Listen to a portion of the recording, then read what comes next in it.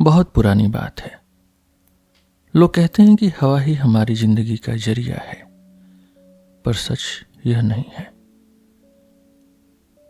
मैं यह बातें इसलिए लिख रहा हूं ताकि आपको बता सकूं कि हमारे जिंदा रहने की असली वजह क्या है और एक दिन यह सब कैसे खत्म होगा।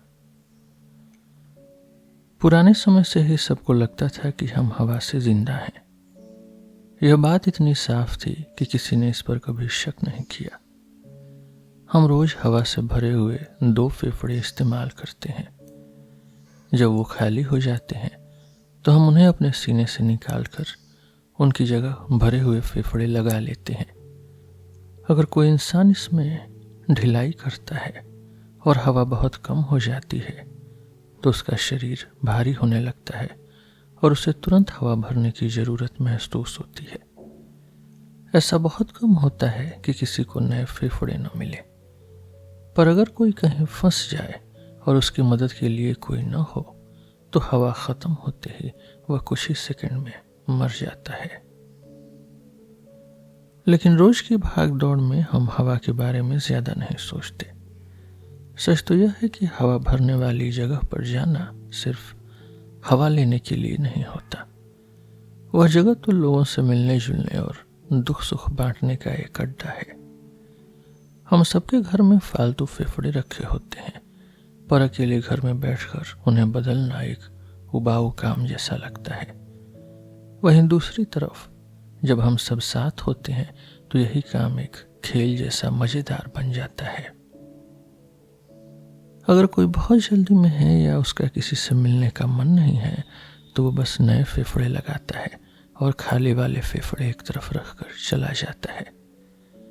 लेकिन अगर किसी के पास थोड़ा भी समय हो तो वह खाली फेफड़ों को मशीन से जोड़कर अगले इंसान के लिए भर देता है। यह एक अच्छा तरीका माना जाता है। ज्यादातर लोग वहां रुककर दोस्तों से गपशप करते हैं, दिन भर की खबरें बताते हैं और बातें करते करते एक दूसरे को भरे हुए फेफड़े देते हैं। हम सब एक ही जगह से जुड़ी पाइपों से हवा लेते हैं जो जमीन के बहुत नीचे एक बहुत बड़े हवा के भंडार से आती है। इसे आप दुनिया का सबसे बड़ा फेफड़ा कह सकते हैं, जिससे हम सबको ताकत मिलती है।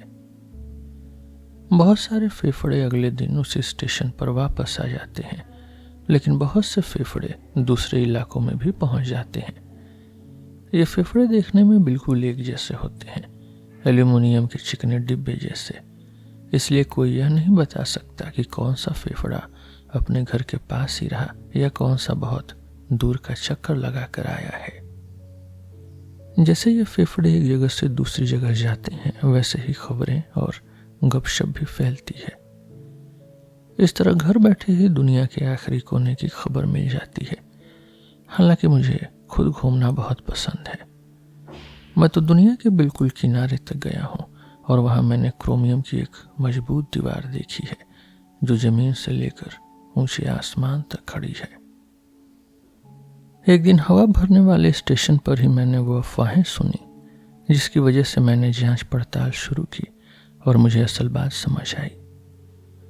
शुरुआत बहुत छोटी सी बात से हुई थी। हमारे इलाके में एक आदमी था जिसका काम सबको खबरें सुनाना था। हर साल के पहले दिन दोपहर के वक्त वह एक पुरानी कविता सुनाता था। उस कविता को पूरा पढ़ने में ठीक 1 घंटा लगता था। उस आदमी ने बताया कि इस बार जब उसने कविता सुनाई तो अभी उसकी कविता खत्म भी नहीं हुई थी कि टावर वाली घड़ी ने घंटा बजा दिया। ऐसा पहले कभी नहीं हुआ था। तभी एक दूसरे आदमी ने कहा कि यह तो बस एक इत्तेफाक होगा, क्योंकि वह अभी पास के दूसरे इलाके से आया है और वहां के सुनाने वाले ने भी यही शिकायत की थी। पहले तो किसी ने इस बात पर ज्यादा ध्यान नहीं दिया, पर कुछ दिनों बाद जब तीसरे इलाके से भी ऐसी ही खबर आई तब लोगों को शक हुआ। सबको लगा कि शायद सभी घड़ियों की मशीन में कोई खराबी आ गई है, पर यह बात बड़ी अजीब थी कि घड़ियां धीरे चलने के बजाय तेज भाग रही थी। घड़ी बनाने वाले एक्सपर्ट्स ने उन घड़ियों को खोल कर देखा, पर उन्हें कोई भी कमी नजर नहीं आई। सच तो यह था कि जब उन घड़ियों को दूसरी छोटी घड़ियों से मिलाकर देखा गया तो वे फिर से बिल्कुल सही समय बताने लगी। मुझे भी यह सवाल थोड़ा मजेदार लगा, लेकिन मैं अपनी पढ़ाई में इतना डूबा हुआ था कि दूसरी बातों पर ज्यादा ध्यान नहीं दे सका। मैं शरीर की बनावट पढ़ने वाला एक स्टूडेंट हूं।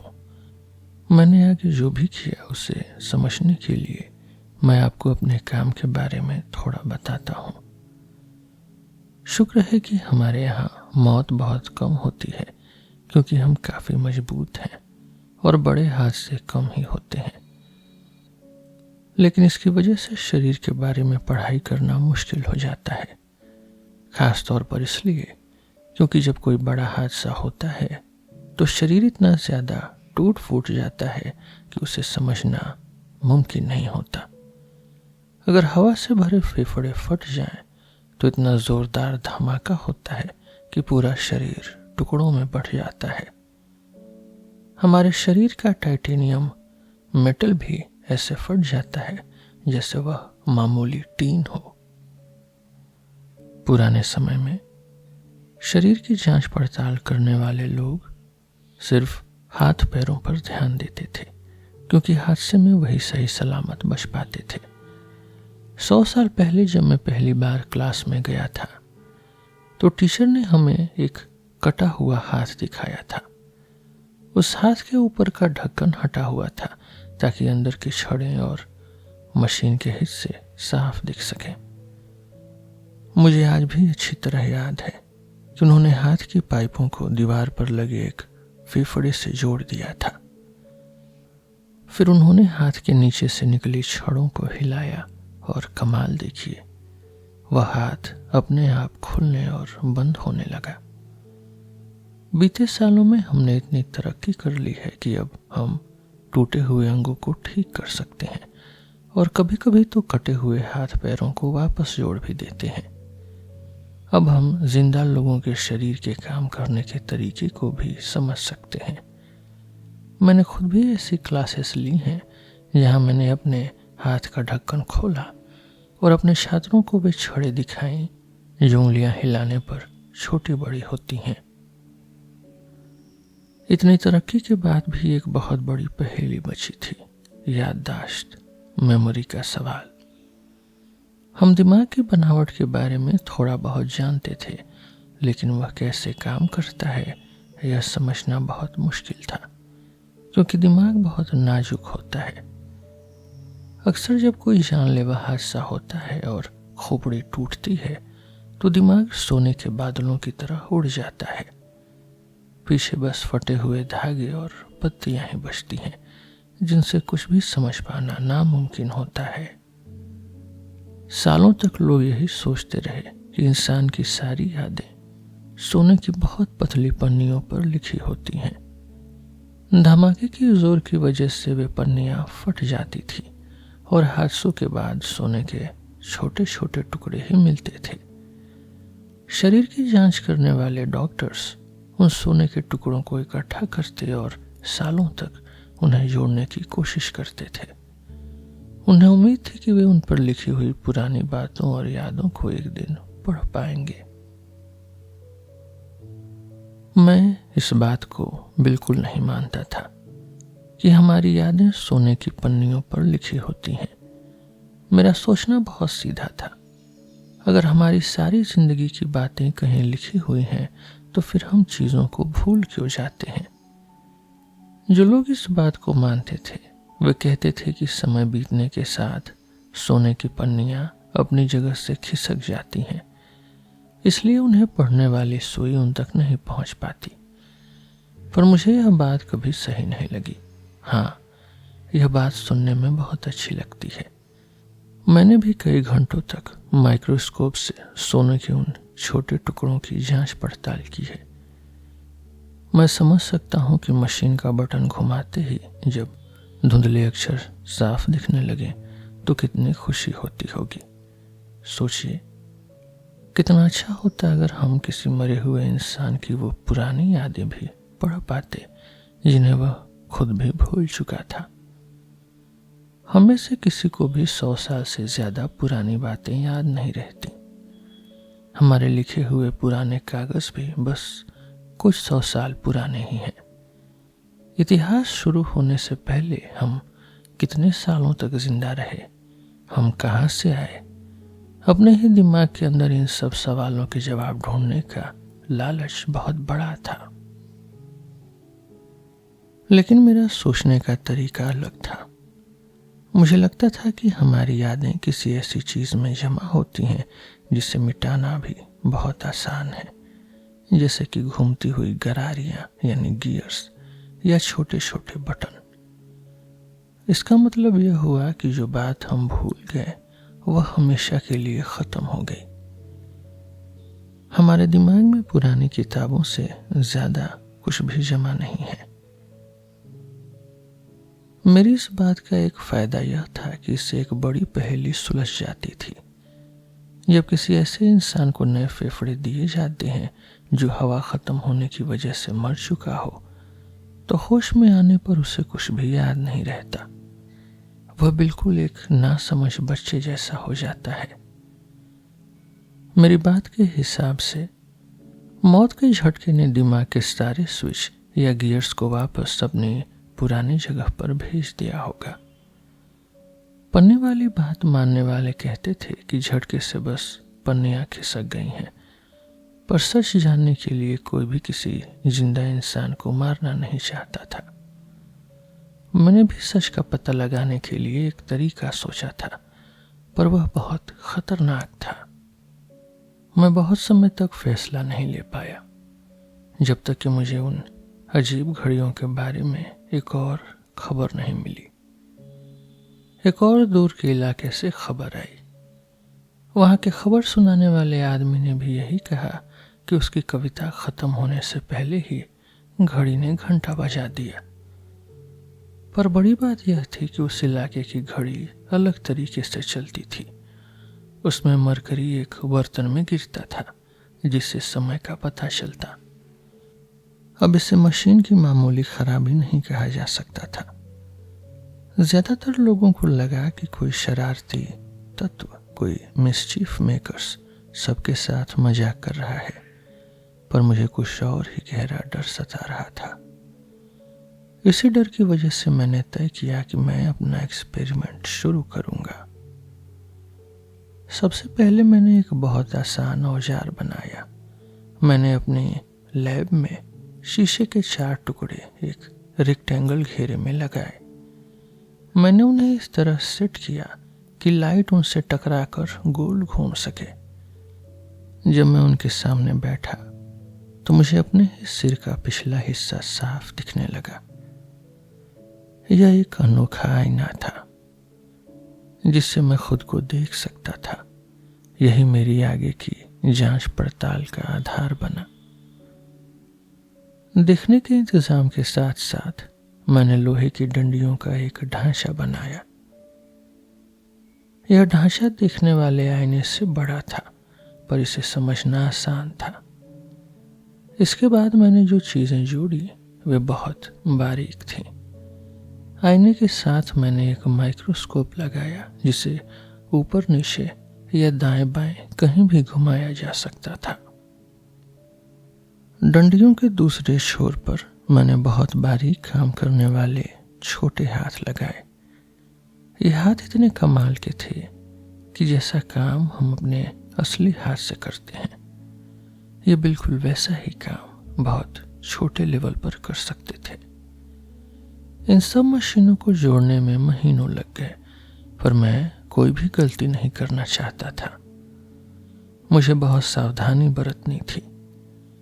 जब सारी तैयारी पूरी हो गई तो मैंने अपने हाथ मशीनों के बटनों और हैंडलों पर रखे। इनसे मैं अपने सिर के पीछे लगे उन छोटे नकली हाथों को चला सकता था। अपने खास आईने की मदद से मैं देख सकता था कि वे हाथ क्या कर रहे हैं। अब मैं खुद अपने दिमाग की जांच पड़ताल करने के लिए तैयार था।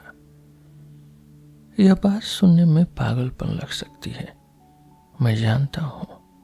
अगर मैं अपने दोस्तों को बताता तो वे जरूर मुझे रोकते, लेकिन मैं शरीर की जांच पड़ताल के लिए किसी और की जान खतरे में नहीं डालना चाहता था, और मैं खुद यह सब अपनी आंखों से देखना चाहता था, न कि बस चुपचाप लेटे रहना।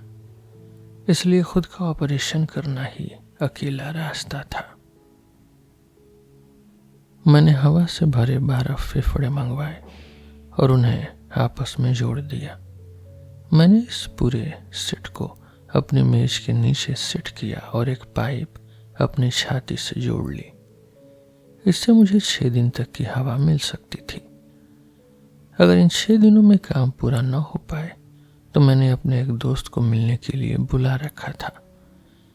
मेरा मानना था कि अगर मैं 6 दिन में काम खत्म नहीं कर पाया तो इसका मतलब होगा कि मैं अपनी ही गलती से मर चुका हूं। मैंने सबसे पहले अपने सिर के पीछे और ऊपर की प्लेट निकाली, फिर बगल की प्लेटें भी हटा दी। अब सिर्फ मेरे चेहरे वाला हिस्सा बचा था, जो एक स्टैंड में फंसा हुआ था। अपने आईने से मैं अपने चेहरे के अंदर का हिस्सा तो नहीं देख पा रहा था, पर मुझे अपना दिमाग साफ दिख रहा था। मेरा दिमाग कई छोटे हिस्सों से बना था, जिन पर बहुत बारीक कवर चढ़े थे। जब मैंने अपना आईना उनके बीच की दरारों के पास किया तो मुझे अंदर की शानदार मशीनों की एक झलक दिखाई दी। मैंने जितना भी देखा उससे मैं कह सकता था कि यह आज तक की सबसे सुंदर और उलझी हुई मशीन थी। यह इंसानों की बनाई किसी भी चीज से बहुत ऊपर थी, जैसे इसे खुद भगवान ने बनाया हो। यह नजारा इतना रोमांचक था कि मेरा सिर चकराने लगा। कुछ मिनट तक तो मैं बस उसकी सुंदरता को ही देखता रहा। फिर मैंने अपनी खोज आगे बढ़ाई। आमतौर पर लोग यह मानते थे कि हमारे सिर के बीचों बीच एक इंजन है जो सोचने का काम करता है। इसके चारों तरफ छोटे छोटे हिस्से होते हैं जहां यादें जमा रहती हैं। मैंने जो देखा वह बिल्कुल वैसा ही था। किनारे वाले हिस्से एक जैसे दिख रहे थे, लेकिन बीच वाला हिस्सा थोड़ा अलग था और उसमें बहुत सारे हिलने वाले पुर्जे थे। पर ये सब इतने पास पास जुड़े थे कि मुझे उनके काम करने का तरीका साफ नहीं दिख रहा था। अगर मुझे कुछ और जानना था तो मुझे और नजदीक से देखना था। दिमाग के हर छोटे हिस्से में हवा का एक छोटा भंडार था। मैंने अपने आईने को सबसे पीछे वाले हिस्से पर टिकाया, फिर मशीनी हाथों की मदद से पुरानी पाइप हटाई और उसकी जगह एक लंबी पाइप लगा दी। मैंने इसकी बहुत बार प्रैक्टिस की थी ताकि मैं यह काम बहुत तेजी से कर सकूं। मुझे डर था कि कहीं पाइप बदलते समय उस हिस्से की हवा खत्म न हो जाए। जब मुझे तसल्ली हो गई कि वह हिस्सा अब भी सही काम कर रहा है तो मैंने बाकी पाइपों को भी बदल दिया।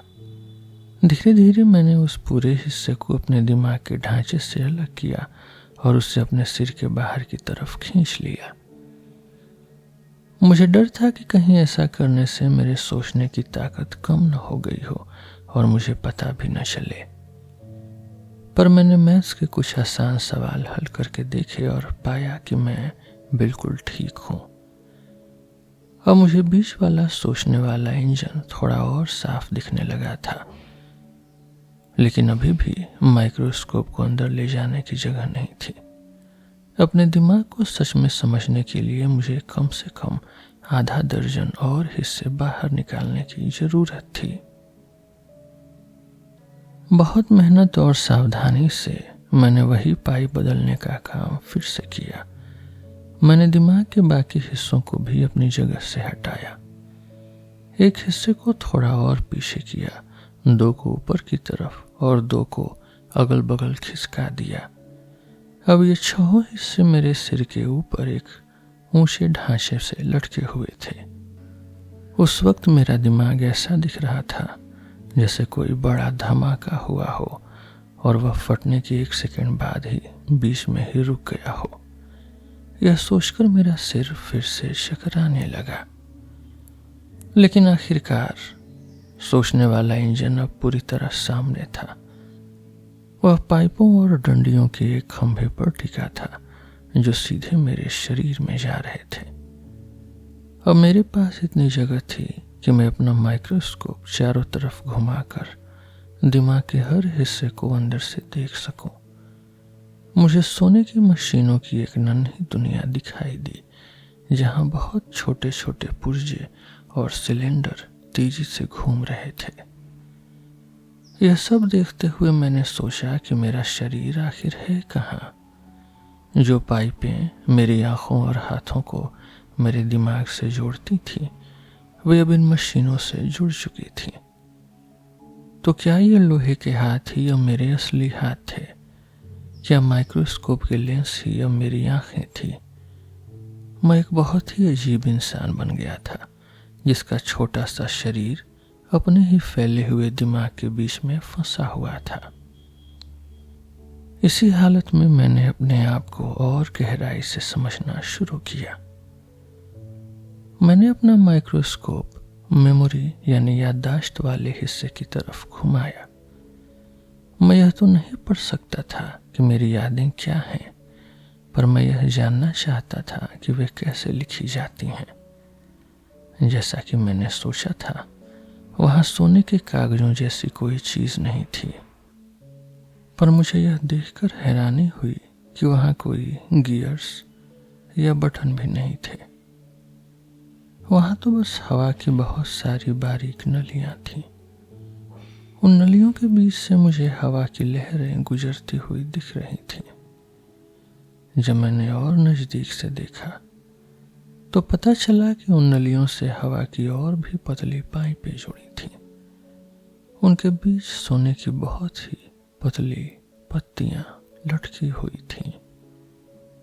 हवा के दबाव से ये पत्तियां अलग अलग तरीके से अपनी जगह बदल रही थीं। ये आम बटन, ये आम स्विचेस जैसे नहीं थे, क्योंकि हवा रुकते ही ये अपनी जगह छोड़ देते थे। मुझे समझ आ गया कि यही वो बटन हैं जिन्हें मैं ढूंढ रहा था, और इन्हीं में मेरी यादें, मेरी मेमोरी बसी थी। जो लहरें मुझे दिख रही थीं वे असल में मेरी यादें थीं, जो उन पत्तियों से टकरा कर वापस सोचने वाले इंजन तक जा रही थी। इस नई समझ के साथ मैंने अपना माइक्रोस्कोप सोचने वाले इंजन की तरफ घुमाया। यहाँ भी मुझे तारों का जाल दिखा, पर यहाँ सोने की पत्तियां एक जगह रुकी नहीं थी। वे इतनी तेज इधर उधर हो रही थीं कि उन्हें साफ देख पाना भी मुश्किल था। पूरा इंजन जैसे हर पल चल रहा था। मैं सोचने लगा कि हवा इन सब पत्तियों तक सही तरीके से कैसे पहुंचती होगी। घंटों तक गौर से देखने के बाद मुझे समझ आया कि ये पत्तियां खुद ही हवा का रास्ता बना रही हैं। ये हवा को दूसरी पत्तियों की तरफ मोड़ती हैं और फिर अपनी जगह बदल लेती हैं। यह एक ऐसी मशीन थी जो काम करते करते खुद को ही हर पल बदल रही थी। यह मशीन जैसे एक कागज की तरह थी जिस पर वह खुद को ही बार बार लिख रही थी। मेरी सोच, मेरी कॉन्शियसनेस इन छोटी पत्तियों की जगह में बसी थी, पर सच तो यह था कि यह उन पत्तियों को हिलाने वाली हवा के बहने के तरीके में थी। सोने की उन पत्तियों को हिलते हुए देखकर मुझे समझ आया कि जैसा हम हमेशा से सोचते थे, हवा सिर्फ इंजन चलाने की ताकत नहीं है। सच तो यह है कि हवा ही हमारी सोच का असली जरिया है। हम सब बस बहती हुई हवा का एक तरीका है। मेरी यादें, मेरी मेमोरीज सोने की पन्नियों पर खुदी हुई नहीं थी, बल्कि वे तो हवा के लगातार बहाव में बसी थी।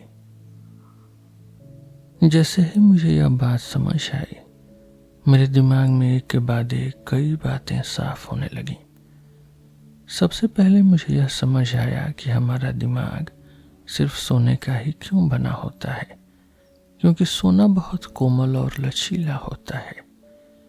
सिर्फ सोने की बहुत पतली पन्नियां ही इतनी तेज हिल सकती हैं कि यह मशीन काम कर सके। बाकी चीजें जैसे तांबा तो इसके सामने बहुत भारी और बेकार हैं।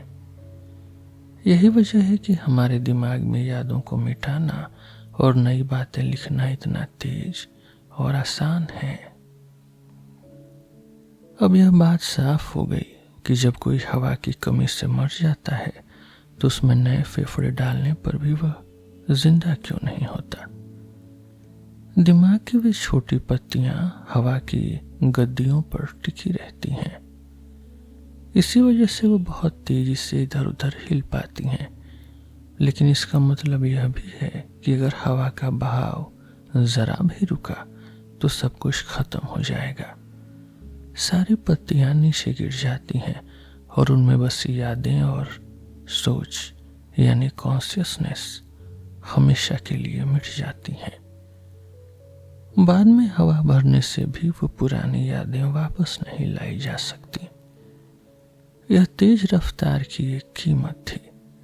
अगर हमारी यादें किसी मजबूत चीज पर लिखी होती तो हमारा दिमाग बहुत धीरे काम करता।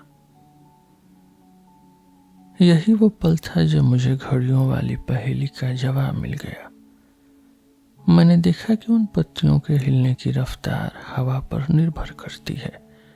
अगर हवा का बहाव अच्छा है तो पत्तियां बिना किसी रगड़ के हिल सकती हैं। अगर वे धीरे चल रही हैं तो इसका मतलब है कि उनके बीच रगड़ बढ़ गई है। ऐसा तभी हो सकता है जब उन्हें सहारा देने वाली हवा की गद्दियां पतली हो गई हों और हवा का दबाव कम हो गया हो। सच तो यह है कि टावर वाली घड़ियां तेज नहीं चल रही हैं। असल में हमारा दिमाग धीरे चलने लगा है। घड़ियां तो लटकने वाले गोले या मरकरी के बहाव से चलती हैं जो कभी नहीं बदलता। लेकिन हमारा दिमाग हवा के बहाव पर चलता है। जब वह हवा धीरे बहती है तो हमारी सोच भी सुस्त हो जाती है। इसीलिए हमें लगता है कि घड़ियां तेज भाग रही हैं। मुझे डर था कि शायद हमारे दिमाग सुस्त हो रहे हैं और इसी वजह से मैंने अपने शरीर की जांच पड़ताल की थी। पर मुझे लगा था कि हमारा दिमाग एक मशीन जैसा है और शायद उसका कोई पुर्जा घिस गया है या खराब हो गया है। अगर ऐसा होता तो बुरा तो था, पर कम से कम एक उम्मीद तो थी कि हम उसे ठीक करके अपने दिमाग की रफ्तार वापस पा सकेंगे। लेकिन अगर हमारी सोच मशीनी पुर्जों के बजाय सिर्फ हवा का एक तरीका है तो मामला बहुत गंभीर है। आखिर ऐसा क्या हो रहा है कि हर किसी के दिमाग में हवा की रफ्तार कम हो गई है? यह हवा भरने वाले स्टेशनों की खराबी नहीं है। मुझे समझ आया कि कमी दूसरी तरफ से आ रही है। हमारे आसपास की बाहर वाली हवा का दबाव बढ़ रहा है। ऐसा कैसे हो सकता है? इस सवाल का बस एक ही जवाब था। हमारा आसमान बहुत ऊंचा और अनंत नहीं है।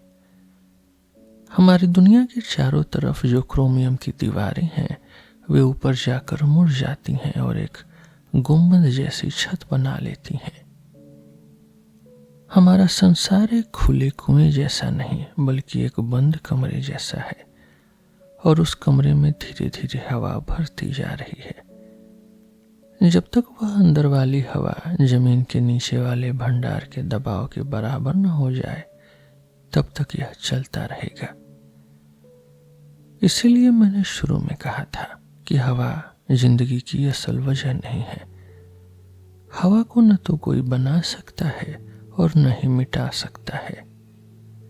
अगर जिंदा रहने के लिए सिर्फ हवा ही काफी होती तो हम कभी मरते ही नहीं। पर सच तो यह है कि जिंदगी का असली जरिया हवा के दबाव का फर्क है। जब हवा भारी जगह से हल्की जगह की तरफ बहती है तभी जिंदगी चलती है।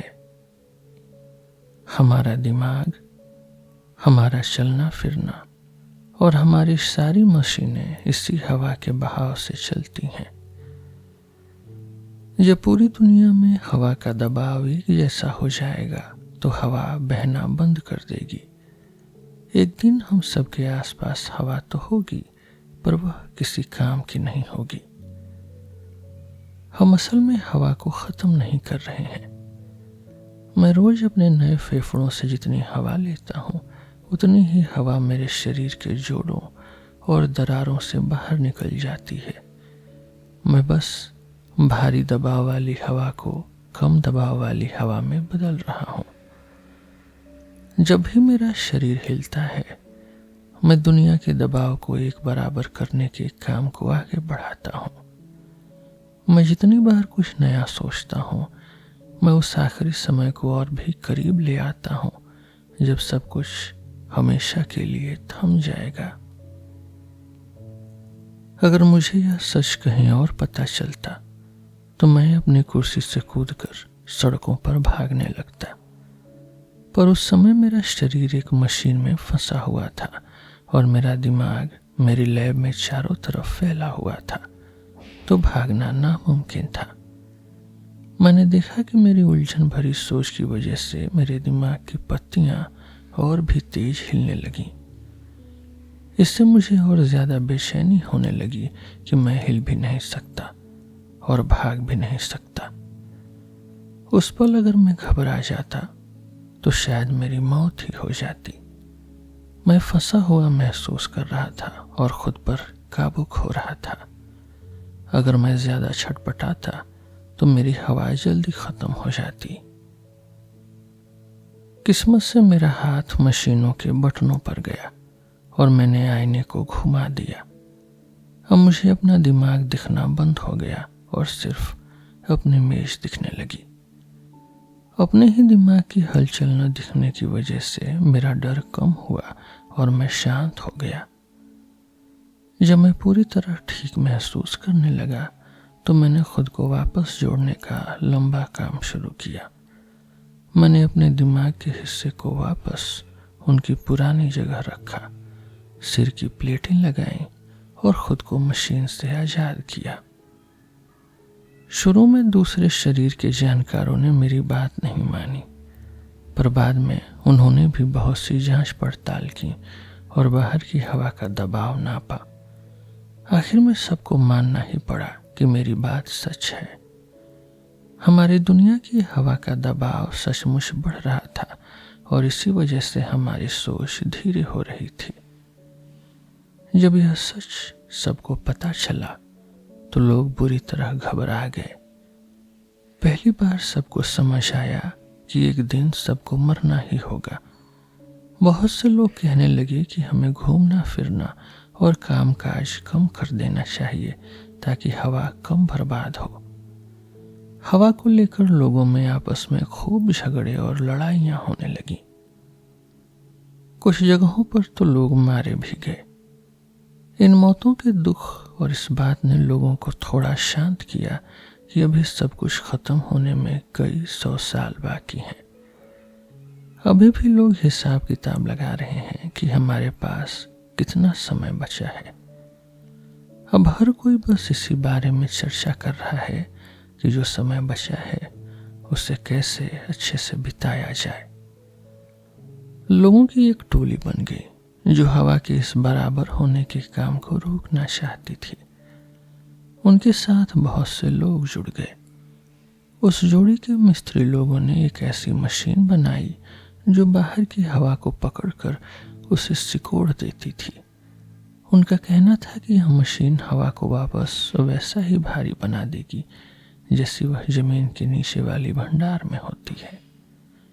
वे बहुत खुश थे कि अब वे ऐसे नए स्टेशन बनाएंगे जिससे न सिर्फ लोगों को नई जिंदगी मिलेगी बल्कि पूरी दुनिया फिर से जवान हो जाएगी। पर अफसोस, जब उस मशीन की बारीक जांच पड़ताल की गई तो उसमें एक बड़ी खराबी मिली। वह मशीन खुद भी तो हवा से ही चलती थी। जितनी हवा वह मशीन बनाकर तैयार करती, उसे चलाने में उससे कहीं ज्यादा हवा खर्च हो जाती थी। इससे हवा का दबाव ठीक होने के बजाय और भी तेजी से खराब होने लगा। हालांकि इस हार के बाद कुछ लोग निराश होकर चले गए, पर उस टोली ने हिम्मत नहीं हारी। उन्होंने दूसरे तरीके सोचना शुरू किया। उन्होंने ऐसी मशीन बनाने की कोशिश की जो स्प्रिंग या भारी वजन से चले, पर यह मशीनें भी फेल हो गईं। असल में जब कोई इंसान स्प्रिंग को लपेटता है या भारी वजन ऊपर उठाता है तो उस काम में भी उसके शरीर से हवा खर्च होती है। इस दुनिया में ताकत का ऐसा कोई जरिया नहीं है जो हवा के दबाव के बिना काम कर सके। हर मशीन चलने के लिए हवा के दबाव के इस फर्क को कम ही करती है। वह टोली आज भी मेहनत कर रही है। उन्हें पूरा भरोसा है कि एक दिन वे ऐसी मशीन बना लेंगे जो अपनी जरूरत से ज्यादा ताकत पैदा करेगी और दुनिया की खोई हुई शक्ति वापस ले आएगी। पर मैं उनकी तरह इतना खुश नहीं हूं। मेरा मानना है कि हवा का यह बराबर होना कभी नहीं रुक सकता। एक वक्त ऐसा आएगा जब पूरी दुनिया में हवा हर जगह एक जैसी हो जाएगी। कहीं भी हवा न तो भारी होगी और न ही हल्की। तब पूरी दुनिया बिल्कुल शांत और एक बराबर हो जाएगी। कुछ लोगों को यह बहुत अजीब लगता है कि हमारे दिमाग की जांच पड़ताल से हमें बीते हुए समय का कोई राज नहीं पता चला, बल्कि यह पता चला कि आने वाले समय में क्या होने वाला है। पर मेरा सोचने का तरीका अलग है। मुझे लगता है कि हमने पुरानी बातों के बारे में भी बहुत कुछ जरूरी सीखा है। यह दुनिया एक बहुत बड़ी रुकी हुई सांस की तरह शुरू हुई थी। क्यों, यह कोई नहीं जानता। पर जो भी वजह हो, मैं खुश हूं कि ऐसा हुआ, क्योंकि मैं आज इसी वजह से जिंदा हूं। मेरी हर इच्छा, मेरी हर डिजायर और मेरी हर सोच बस उस धीरे धीरे निकलती हुई सांस की छोटी छोटी लहरों जैसी है। जब तक यह बड़ी सांस पूरी तरह बाहर नहीं निकल जाती, मेरी सोच जिंदा रहेगी। हमारी सोच ज्यादा से ज्यादा समय तक चलती रहे, इसके लिए शरीर के जानकार और मिस्त्री दिमाग के लिए नए पुर्जे बना रहे हैं। ये पुर्जे हमारे दिमाग के अंदर हवा के दबाव को धीरे धीरे बढ़ाते रहेंगे, ताकि बाहर की भारी हवा हमारी सोच को धीमा न कर सके। इनके लगने के बाद हवा कितनी भी भारी हो जाए, हमारी सोच की रफ्तार पहले जैसे ही रहेगी। पर इसका मतलब यह नहीं कि जिंदगी वैसी ही रहेगी। एक वक्त ऐसा आएगा जब हवा के दबाव का फर्क इतना कम हो जाएगा कि हमारे हाथ पांव कमजोर हो जाएंगे और हमारा चलना फिरना बहुत सुस्त हो जाएगा। तब हम शायद अपने सोच को भी धीमा करने की कोशिश करेंगे, ताकि हमें अपनी सुस्ती का पता न चले। पर तब हमें बाहर की चीजें बहुत तेज भागती हुई लगेंगी। घड़ियां पागलों की तरह आवाज करेंगी और गिरती हुई चीजें बहुत जोर से जमीन से टकराएंगी। एक समय ऐसा भी आएगा जब हमारे शरीर का हिलना डुलना बिल्कुल बंद हो जाएगा। मुझे नहीं पता कि आखिर में क्या होगा, पर मैं सोचता हूं कि शायद हम तब भी सोच पा रहे होंगे। हम होश में तो होंगे, पर पत्थर की मूरत की तरह जम जाएंगे। शायद हम थोड़ी देर तक और बोल सकें, क्योंकि बोलने के लिए कम हवा चाहिए होती है। पर स्टेशन न जा पाने की वजह से हमारे मुंह से निकला हुआ हर एक शब्द हमारी सोच की हवा को कम कर देगा और हमें अंत के और करीब ले जाएगा। क्या तब चुप रहकर अपने सोच को बचाना बेहतर होगा या आखिरी दम तक बातें करना? मैं नहीं जानता। शायद हम में से कुछ लोग अपने दिमाग को सीधे जमीन के नीचे वाले हवा के बड़े भंडार से जोड़ सकें। अगर ऐसा हुआ तो वे लोग आखिरी पल तक होश में रह सकेंगे। दुनिया की बची खुशी आखिरी हवा उस इंसान की सोच को चलाने में खर्च होगी और फिर पूरी दुनिया में सब कुछ बिल्कुल एक बराबर हो जाएगा। सारी जिंदगी और सारी सोच खत्म हो जाएगी और उनके साथ समय भी रुक जाएगा।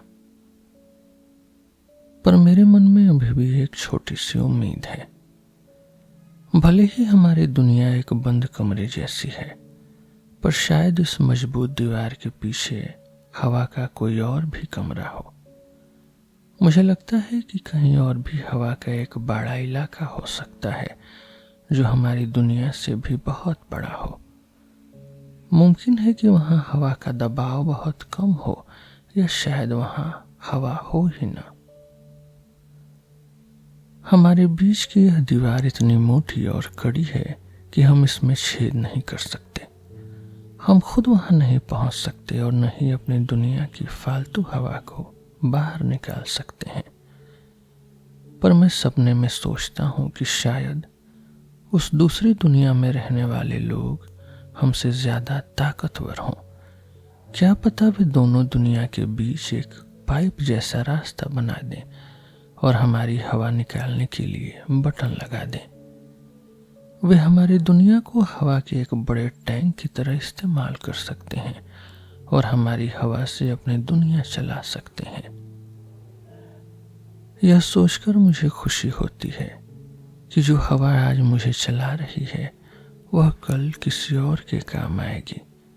जिस सांस से मैं ये शब्द लिख रहा हूं वह एक दिन किसी और के शरीर में बहेगी। मैं यह झूठ नहीं पाल रहा कि मैं फिर से जिंदा हो जाऊंगा। मैं कोई हवा नहीं हूं। मैं तो बस हवा के बहने का एक तरीका हूं जो कुछ समय के लिए बना है। जब हवा का बहाव रुकेगा तो मेरा यह तरीका और मेरी यह पूरी दुनिया भी खत्म हो जाएगी। पर मेरी एक और छोटी सी उम्मीद है। शायद वे लोग सिर्फ हवा लेने ही नहीं बल्कि हमारी दुनिया को देखने वाले मुसाफिर बनकर यहाँ आए। वे हमारी सड़कों पर घूमें, हमारे पत्थर जैसे जमे हुए शरीरों को देखें, हमारी चीजों को टटोलें और सोचें कि हम कैसी जिंदगी जीते थे। इसीलिए मैंने यह सारी कहानी लिखी है। मुझे उम्मीद है कि तुम उन्हीं मुसाफिरों में से एक हो। मुझे उम्मीद है कि तुमने तांबे की इन पन्नियों को ढूंढ लिया होगा और मेरे लिखे शब्दों को पढ़ लिया होगा। चाहे तुम्हारा दिमाग उस हवा से चले या न चले जिससे मेरा चलता था, पर मेरे शब्दों को पढ़कर तुम्हारी सोच वैसी ही बन जाएगी जैसी कभी मेरी थी। और इस तरह मैं तुम्हारे जरिए फिर से जिंदा हो जाऊंगा। तुम्हारे साथी मुसाफिरों को हमारी छोड़ी हुई दूसरी किताबें भी मिल गई होंगी। जब तुम सब मिलकर अपनी सोच का इस्तेमाल करोगे तो हमारी पूरी दुनिया फिर से जिंदा हो जाएगी। जब तुम हमारे इन खामोश इलाकों में घूमोगे तो कल्पना करना कि ये पहले कैसे थे, जहां घड़ियां हर घंटे बजती थी, हवा भरने की जगहों पर पड़ोसियों की गपशप होती थी, लोग चौराहों पर कविताएं सुनाते थे और टीचर क्लास में बच्चों को पढ़ाते थे।